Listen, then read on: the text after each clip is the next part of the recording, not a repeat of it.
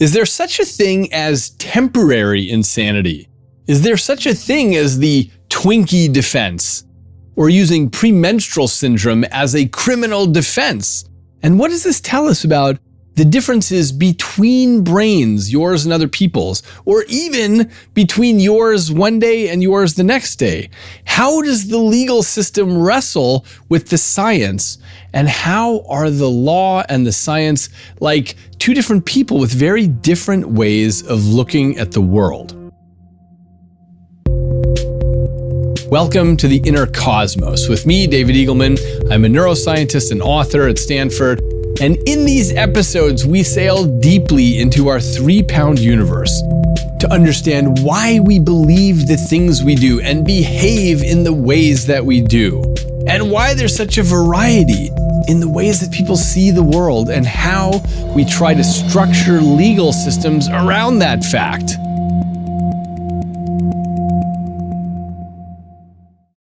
Now today, we're picking up on the trial of Andrea Yates, who was a young woman in Houston, Texas, who had 5 beautiful children, and one day she murdered them one by drowning them in the bathtub. Now, if you haven't heard the previous episode, please go back to that one to get the full background on that story. Andrea was suffering from a psychosis, which is a mental disorder characterized by a disconnection from reality. And at her trial, her lawyers pled the insanity defense, or specifically, not guilty by reason of insanity. Now, as a reminder, the prosecution hired on a psychiatrist who said, yes, Andrea clearly has mental troubles, but I think she did this particular act more purposefully, because if she was unable to distinguish right from wrong, which is one of the prongs of the insanity defense, then she wouldn't have made sure she waited until her husband was gone before doing it. And she wouldn't have suffered regret. And, Dietz said, there was an episode of Law and Order, which is a show that Andrea watched regularly, in which a woman drowns her children in the bathtub so she can be free to be with her lover. So Andrea's case brings to the forefront some of the deep questions about the insanity defense. How do we know when we should judge someone's actions to stem from a mental disorder like a psychosis versus judging the person to just be more devious?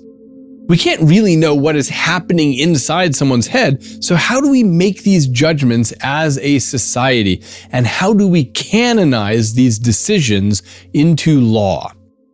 I mentioned in the last episode that in 1843, a Scottish man named Daniel Macnaghten suffered from a deep psychosis, and he shot and killed a man that he erroneously thought was the British Prime Minister.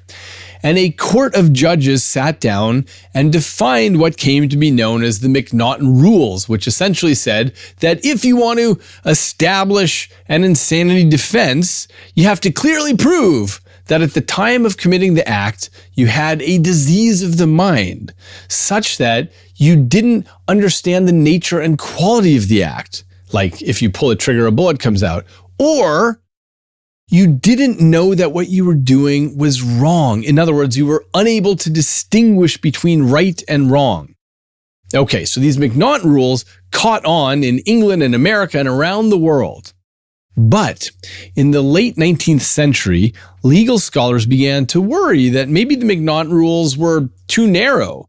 Why? Because these rules only ask whether a person knows the difference between right and wrong and understands the nature and consequences of the actions, and that invited concerns for psychiatrists and lawyers. First, can a psychiatrist really testify to absolute knowledge of right versus wrong, or about absolute freedom of choice?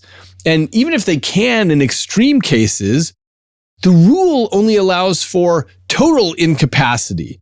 But what if you're just a little confused about the difference between right and wrong? And what if you know the difference just fine, except for during a small window of time? So let's dig into that. On a February day in 1859, there was a United States congressman named Daniel Sickles who murdered the U.S. Attorney for the District of Columbia, a guy named Philip Barton Key. Sickles caught a glimpse of Key outside his house, and he furiously chased Key into Lafayette Square across the street from the White House. And he shot him in the groin, reportedly yelling, quote, "You villain, you have dishonored my house and you must die." Sickles then fatally shot Key in the chest as he begged for his life. So what led up to that? Well, before these events in Lafayette Square, Sickles had been informed by a friend that his wife, Teresa, was having an affair with Key. Now, Sickles' lawyer, Edward Staten, who went on to become Lincoln's Secretary of War, painted Sickles as a betrayed spouse, driven crazy by grief, and what he claimed was, quote, temporary insanity. For the first time in United States history, this plea was successful, and Sickles was declared not guilty. In the United States, a temporary insanity defense can be raised to argue that a defendant is not responsible for their actions because a severe mental disease or defect prevented them from appreciating the wrongness of their acts at the time. So different jurisdictions treat this differently, but the standard from the Supreme Court of Iowa states that, quote, in order to be an excuse and defense for a criminal act, the person accused and who claims temporary insanity as a defense must prove that the crime charged was caused by mental disease or unsoundness, which dethroned, overcame, or swayed her reason and judgment with respect to that act, which destroyed her power rationally to comprehend the nature and consequences of that act, end quote. So the temporary insanity defense often gets linked with intoxication, and in certain jurisdictions, intoxication can be grounds for a reduced penalty because of temporary insanity. Now, Sickles' act is an example of what we commonly refer to today as a crime of passion.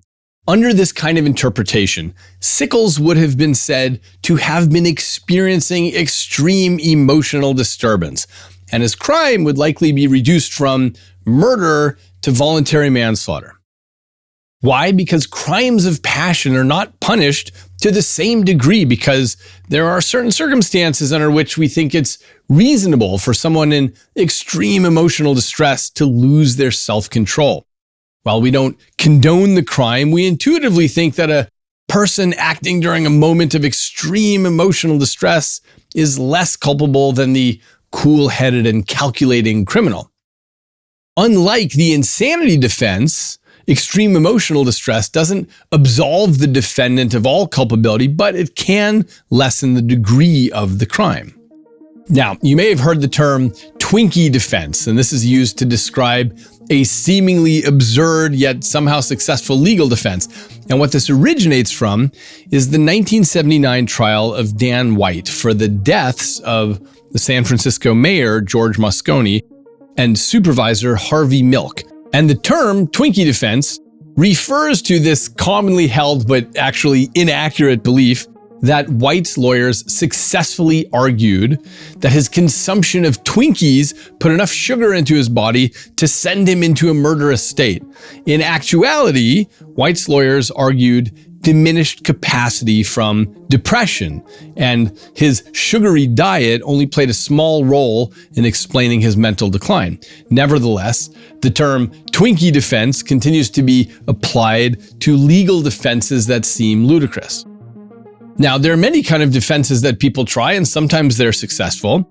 A woman in Virginia in 1991 argued that premenstrual syndrome caused her erratic behavior, and she was able to avoid being found guilty of driving under the influence this way. And a decade before that, two women in England were similarly able to reduce their criminal responsibility from murder to manslaughter based on a premenstrual syndrome defense. Okay, so these are the concerns that people have about whether insanity can be temporary or not. But let's zoom back out to the really big picture about the McNaughton rules and what the problems are. The bigger problem with the McNaughton rule is that it's too narrowly cognitive. You might know the difference between right and wrong, and you might know the nature and consequences of your action. But what if that's not the problem? What if the real problem is one of volition? In other words, your cognitive reasoning is fine, but you can't stop yourself. In later episodes, we'll see a lot of examples of impaired volition. For example, there's a disease known as frontotemporal lobar degeneration, where people can know perfectly well the difference between right and wrong, but they are totally unable to stop their impulsive behavior. They'll expose themselves in public, they'll urinate in public, they'll touch people inappropriately, they'll shoplift, they'll reach into garbage cans and eat food out of it. They'll run red lights, they'll curse in public, they just do whatever they want.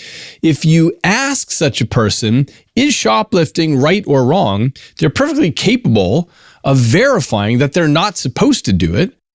If you ask, do you understand when you steal, it costs someone else money? They'll genuinely agree that they understand they can discriminate right from wrong, and they understand the nature and consequences of their actions. They just can't do anything about it. This comes up not only in cases of degenerative brain disease, but also in cases of traumatic brain injury or from brain disorders that people are sometimes born with. In all these cases, a person can understand the difference between right and wrong, and they simply don't have the proper brain function to stop their transgressions. So, by the 1880s, scholars wondered whether the legal definition of insanity would need to evolve. And to that end, an additional prong was added to the insanity defense in some jurisdictions. And this was the concept of an irresistible impulse. Was the defendant able to control his behavior at the time of the offense? I'll give you an example of this from 1885. A woman named Nancy Parsons believed that she knew why she had been sick and in bad health for a long time. And her assessment was that her husband, Bennett, possessed supernatural powers that caused her illness and put her at risk of death. So she encouraged her daughter to shoot and kill Bennett. Now, both Nancy and her daughter sought to employ the insanity defense. Nancy was experiencing a, quote, insane delusion, and the daughter, quote, was, at the time of said killing and always had been, an idiot. Now, applying the McNaughton rules, the jury initially found Nancy and her daughter guilty of murder in the second degree. On appeal, however, the state Supreme Court reversed the decision and added a component to the insanity defense. Someone is not guilty if she was subject to, quote, the duress of such mental disease that she had lost the power to choose between right and wrong, and her free agency was at the time destroyed. So this was not about knowing the difference between right and wrong. Instead, it was about losing the power to choose between right and wrong. A person has an impulse to act that cannot be resisted. In this way, the additional prong makes the McNaughton test slightly broader, although the legal defense still has to demonstrate that the crime was connected with a mental disease and was directly the product of it. So, to understand this notion of an irresistible impulse, consider a case that you probably remember, Lorena Bobbitt. In the wee hours of June 23rd, 1993, she pulled back the covers on her sleeping husband, John Wayne Bobbitt, and cut off his penis with an 8-inch kitchen knife. She fled from their apartment in her car, and she tossed the severed organ into a field. Now, what led to this moment? At trial, her defense team alleged that she had spent the years of their marriage being repeatedly raped and beaten and sodomized by her husband. And this was verified by expert witnesses on both the prosecution and the defense, who validated that she, quote, lived in constant fear of him. In light of this, her lawyers argued that she had an irresistible impulse. After many hours of deliberation, the jury found Lorena Bobbitt not guilty by reason of temporary insanity, based on their conclusion that she was unable to resist her impulse to wound John. In this way, she was not held liable for her assault. Instead, she was sent for a 45-day evaluation at a local state hospital.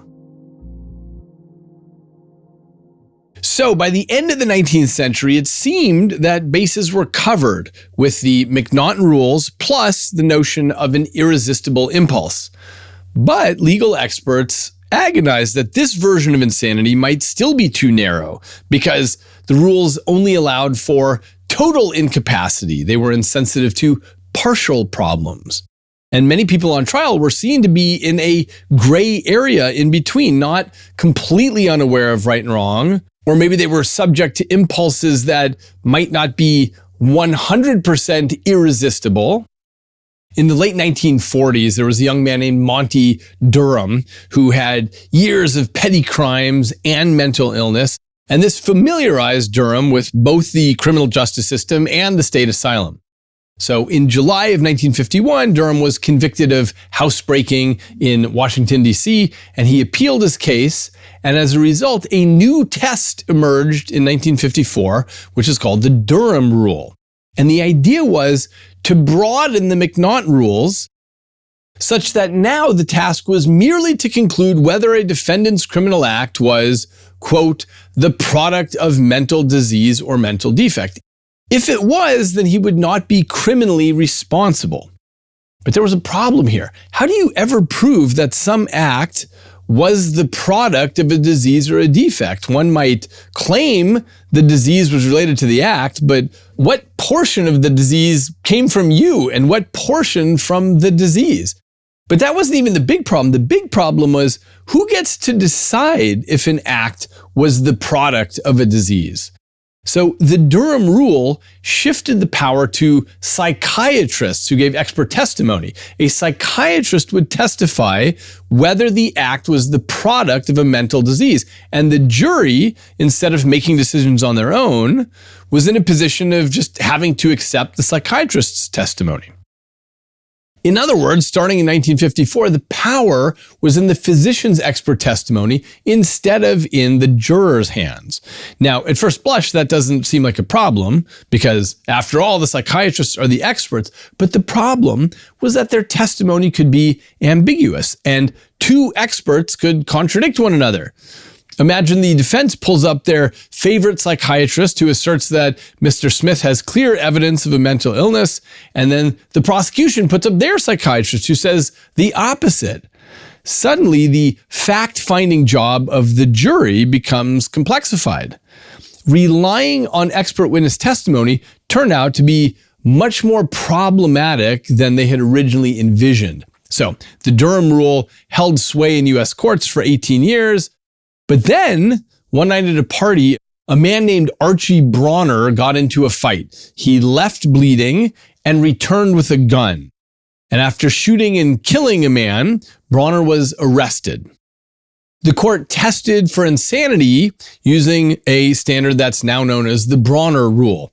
And the rule states, a person is not responsible for criminal conduct if at the time of the action, as a result of mental disease or defect, he or she lacks the substantial capacity either to appreciate the criminality of his conduct or to conform his conduct to the requirements of the law. The key thing about the Brawner Rule is that expert witnesses no longer decided whether the crime resulted from a mental defect. Instead, that was now up to the jurors. If a defendant wanted to claim that he wasn't liable for a crime, his argument had to meet two prongs. He has to lack the capacity to appreciate that his conduct was wrongful, and he has to lack the capacity to conform his conduct. So, why have I told you this whole history of the insanity defense? It's because this illustrates a really key point, which is that it's not easy to take something as complex as mental life and reduce it cleanly into a yes or no decision in the courtroom. The endeavor to build the right definition relies on a collaboration of psychiatry and legal scholarship and the public. And because of the inherently diversified goals, the road to definitive rules didn't even end with the Brawner Rule. Over a century after McNaughton committed his homicide, there was a troubled 25-year-old American named John who was developing an increasing obsession with the actress Jodie Foster. And so he repeatedly watched this movie, Taxi Driver, in which the young Foster played a 12-year-old prostitute. And in the movie, the protagonist, Travis Bickle, who's played by Robert De Niro, hatches a plot to assassinate a politician for public admiration. So John, with his unshakable love for Jodie Foster, began to send letters to her and stalk her. And he somehow got a hold of her phone number, and he rang her several times, and every time she hung up.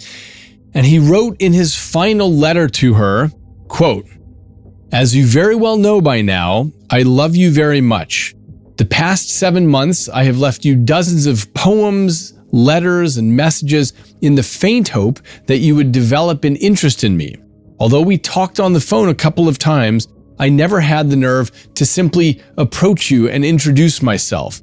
Besides my shyness, I honestly did not wish to bother you with my constant presence. I know the many messages left at your door and in your mailbox were a nuisance, but I felt it was the most painless way for me to express my love to you. I will admit to you that the reason I'm going ahead with this attempt now is because I just cannot wait any longer to impress you." End quote. Now, the attempt he's referring to there was the assassination of President Ronald Reagan. So on March 30th, 1981, John Hinckley fired 6 shots as the president and his entourage exited the Hilton Hotel in Washington, D.C. None of Hinckley's bullets directly hit Reagan, but one ricocheted off the limousine and hit the president under his left armpit. And 3 other people in the party were wounded, including the press secretary James Brady, who spent the rest of his life partially paralyzed on the left side of his body. Now, this act of senseless violence led to a national uproar. People thirsted for swift and effective punishment for Hinckley. The federal trial was quickly set into motion, and at the end, the jury gathered in their room with their coffee cups and spent a long time deliberating over everything they had seen. And they agreed that Hinckley was indeed deeply psychotic. He was disconnected from reality and was unable to conform to the requirements of the law. So, on June 21st, 1982, Hinckley was declared not guilty by reason of insanity. But this pill was a jagged one for the public to swallow. Just as in Queen Victoria's Day, which I talked about in the last episode, the air was filled with outcries.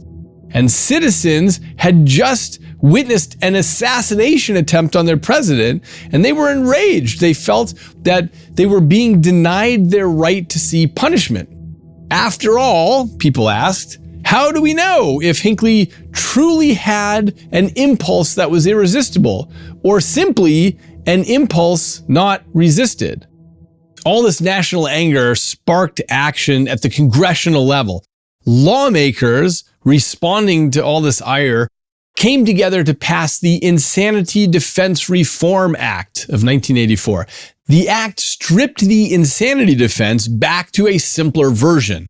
A defendant could now escape criminal liability only if he was unable to appreciate the nature and quality or the wrongfulness of the act. In other words, it got rid of the irresistible impulse prong. It brought it back to the McNaughton rules.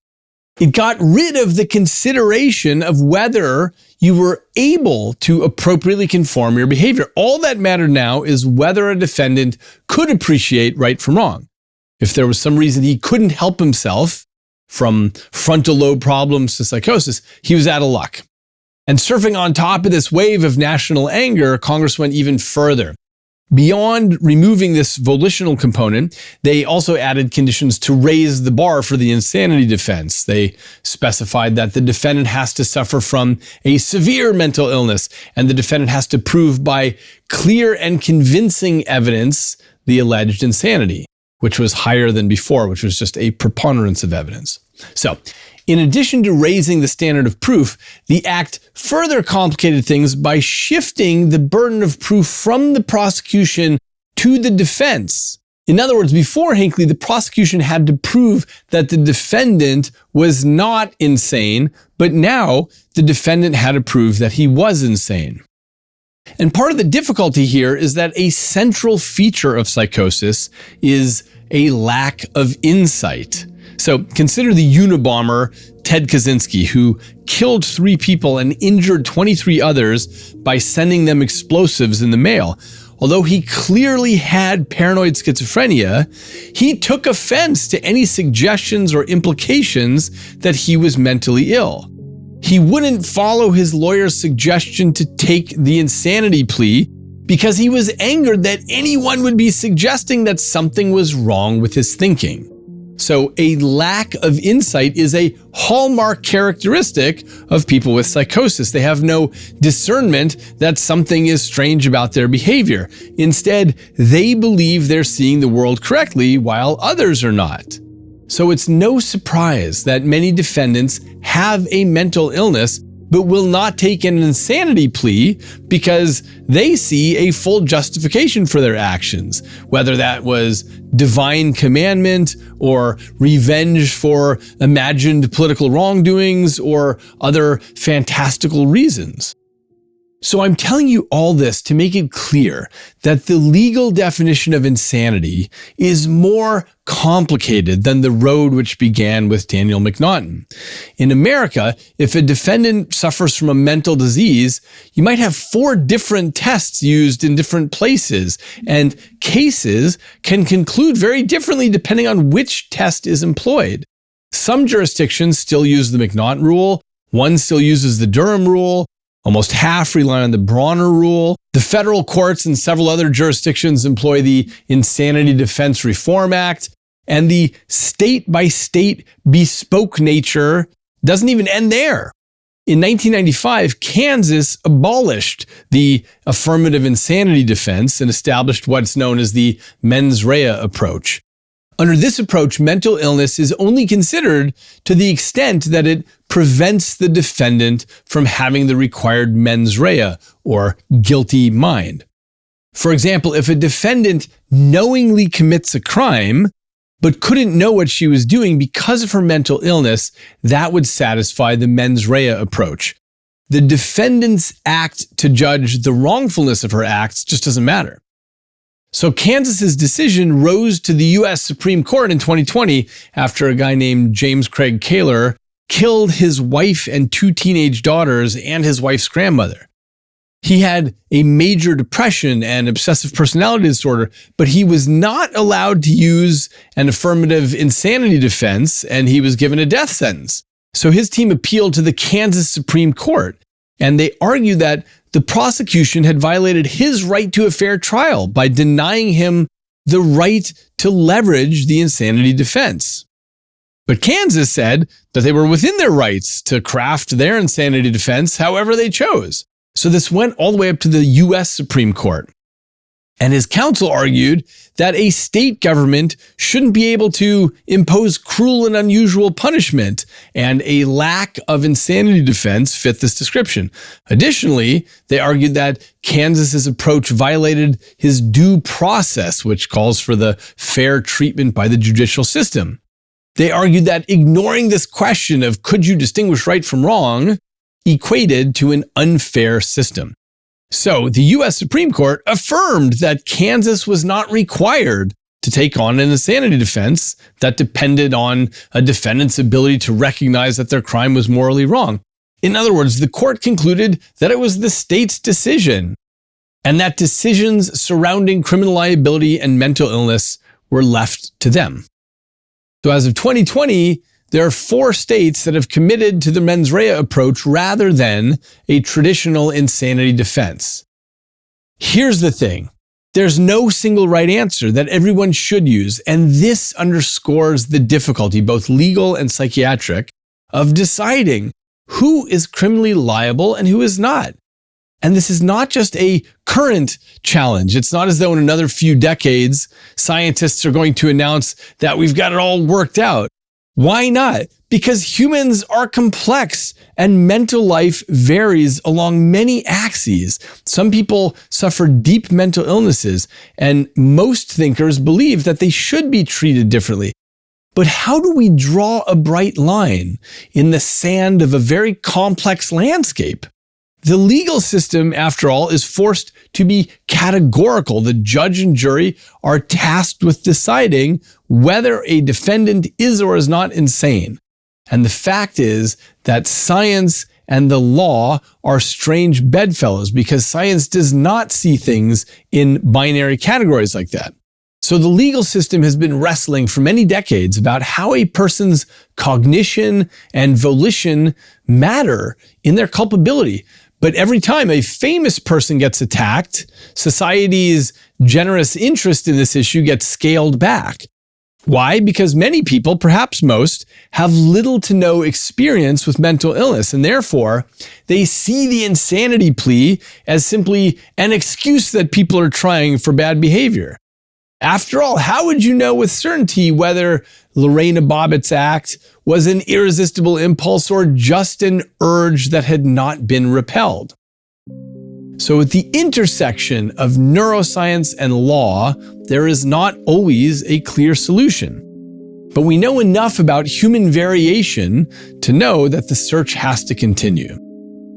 And so as it stands, different jurisdictions make individualized choices about how they think insanity should be handled. So what happened to Andrea Yates, the woman who drowned her children in the bathtub? Her counsel pled the insanity defense. They argued that she had suffered from severe mental illness, that she'd attempted suicide many times, that she'd shuttled in and out of psychiatric hospitals, and that she had this belief that she was saving her children from hell by killing them. Her plea was unsuccessful. On the one-year anniversary of her father's death, Andrea Yates was found guilty of murder. But Andrea's defense counsel found reason to hope for a mistrial.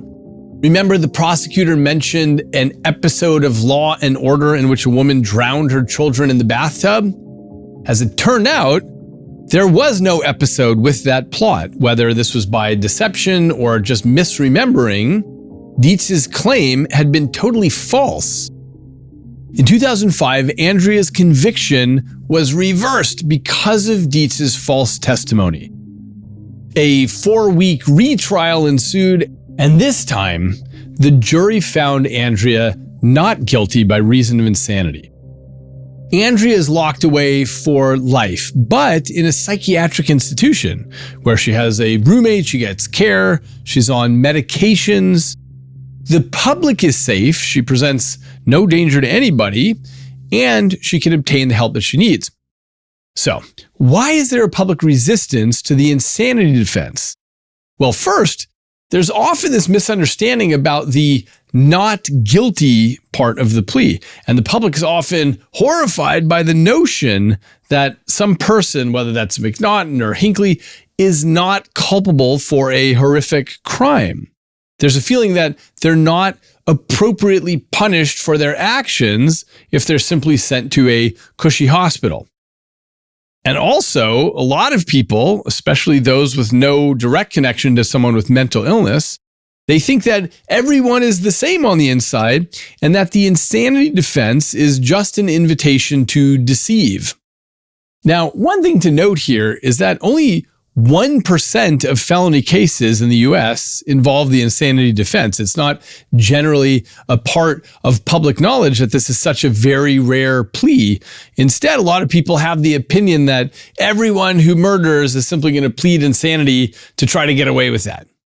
And of those who plead the insanity defense, only about 30 cases are successful each year.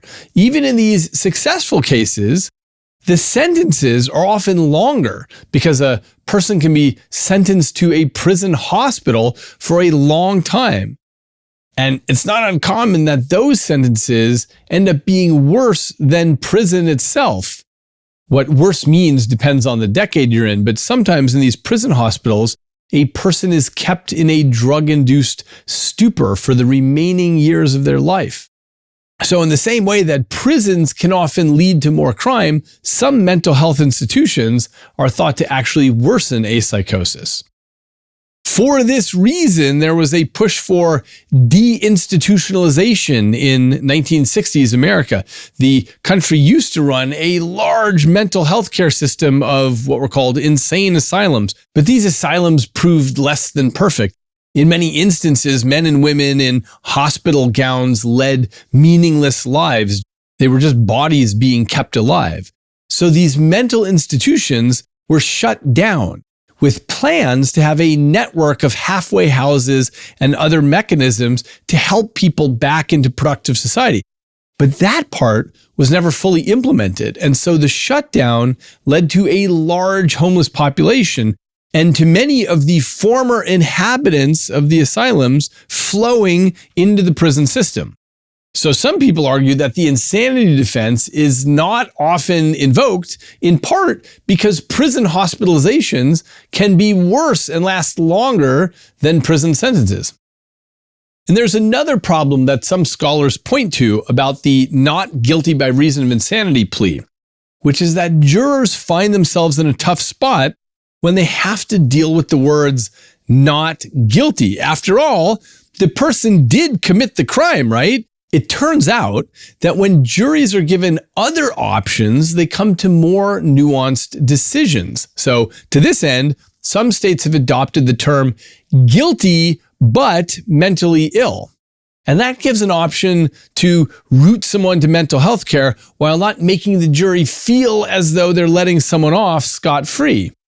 So in this way, when a defendant with a psychosis shoots somebody in the back, we can come to the slightly more satisfying conclusion that he is guilty of the crime, but there's another issue that requires consideration of the best route forward. So how we phrase things matters. So where is Andrea Yates today? Well, she still resides at the Kerrville State Hospital in Texas. Her husband, Rusty, went to law school with the aim of improving the societal response to the criminal behavior of mentally ill defendants and improving the healthcare system for the mentally ill. Part of Andrea's time in Kerrville is devoted to craft making, the fruits of which she sells anonymously at craft shows. Andrea donates the majority of her earnings from these sales to the Yates Children Memorial Fund. So, to wrap up, we've been seeing throughout these episodes how different people's internal models can be, and therefore how different their realities can be. We've talked elsewhere about synesthesia or aphantasia or different levels of empathy or 100 other ways that people can see the world differently on some sort of spectrum. And for Andrea, her internal model told her, I believe quite genuinely, that her children were going to hell. And so she did what she believed was the right thing, given her reality. And all of this emphasizes the complexity of putting together billions of brains to work and live together in a massive collaboration that we call society.